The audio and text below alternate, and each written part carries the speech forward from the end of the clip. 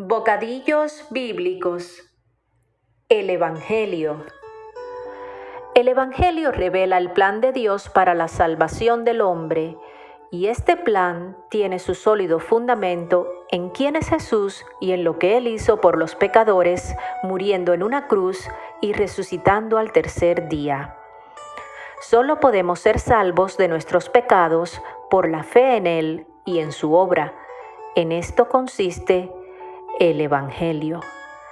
Romanos capítulo 10, verso 14 nos muestra la manera en que las personas pueden ser salvas. ¿Cómo pues invocarán a aquel en el cual no han creído? ¿Y cómo creerán en aquel de quien no han oído? ¿Y cómo oirán sin haber quien proclame? Proclamamos el Evangelio para que las personas lo escuchen y crean en el Salvador, quien murió por ellos y resucitó para ser su vida. Ninguno de nosotros es creyente por nacimiento. Cada uno de nosotros es un creyente en Cristo y disfruta la salvación debido a que alguien nos proclamó a Dios. Nosotros tenemos una deuda con nuestros amigos, parientes y con otras personas que Dios ha puesto en nuestras vidas para decirles acerca del Salvador. El apóstol Pablo expresó este sentir en su carta a los romanos cuando dijo: «Deudor soy igualmente a griegos y a bárbaros, a sabios y a ignorantes. Así que, en cuanto a mí, pronto estoy a anunciaros el Evangelio también a vosotros que estáis en Roma». Todos conocemos a alguien que necesita salvación. Quizás sea alguien con quien usted trabaja, algún vecino o un amigo. Las personas se sienten heridas por dentro, se sienten perdidas y vacías. Ellos anhelan saber el propósito de su existencia. Les debemos el Evangelio. Ellos necesitan escuchar acerca del Salvador que nos ama, a fin de que puedan creer en Él. Esta es la razón por la cual debemos obedecer el encargo solemne del Señor de proclamarles el Evangelio. Efesios capítulo 1, verso 23 nos dice: salvar a los creyentes no solo de ser condenados por Dios y de la perdición eterna, sino también de su vida natural y de su yo, para que sean santificados, transformados y también edificados con otros en un solo cuerpo de Cristo, a fin de que sean su plenitud y expresión. Ahora bien, debemos estar conscientes de predicar el Evangelio conforme a las Escrituras y guardarnos de predicar uno que no esté conforme a la voluntad de Dios, tal cual Pablo advirtió a los Gálatas. Estoy maravillado de que tan pronto os hayáis alejado del que os llamó por la gracia de Cristo para seguir un evangelio diferente. No que haya otro, sino que hay algunos que os perturban y quieren pervertir el evangelio de Cristo.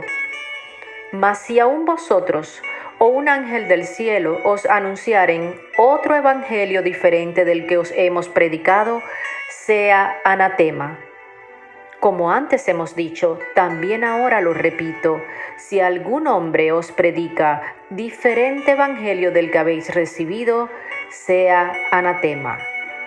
Nuestro deber es mostrarles el camino que conduce a Cristo, el único por el cual podemos recibir la vida eterna y la bendición de ser coherederos y partícipes de su gloria.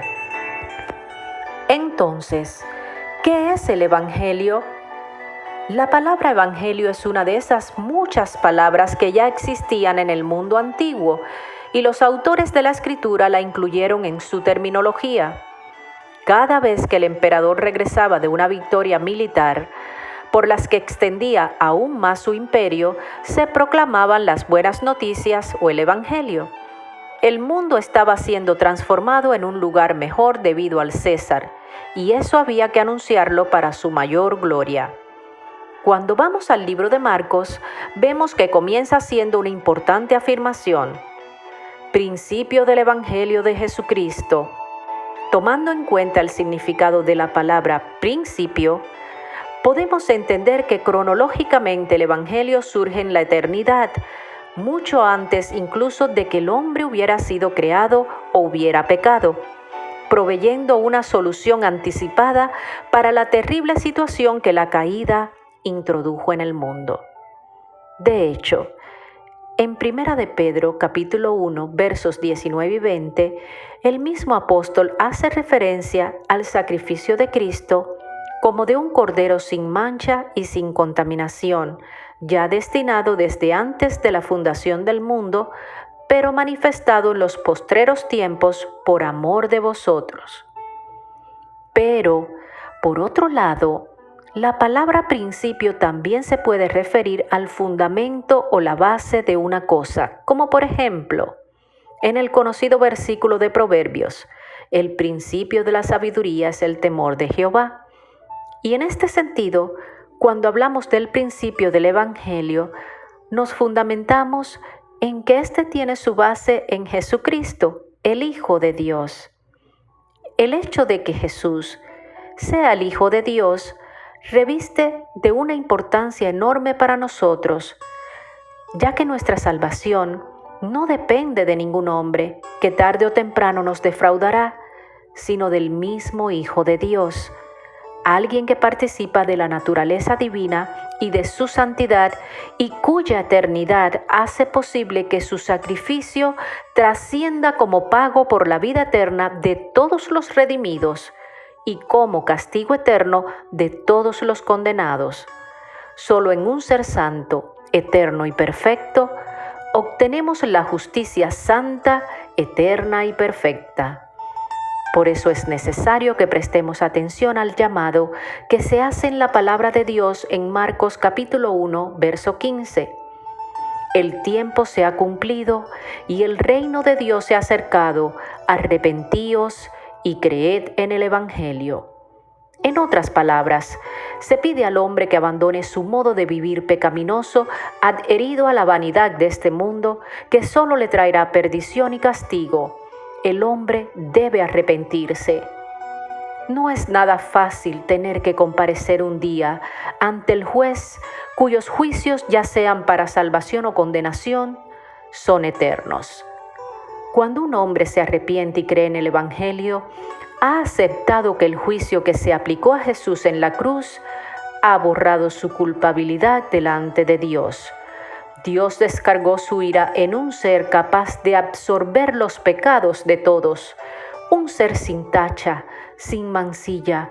Dios hecho hombre, sufrió en la carne para ejercer defensa y reconciliación eterna del hombre con Dios.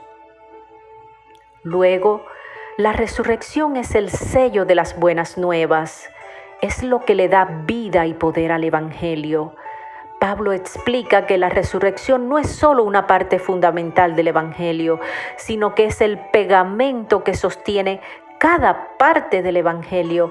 Sin la resurrección, los cristianos creerían en vano y no tendrían esperanza.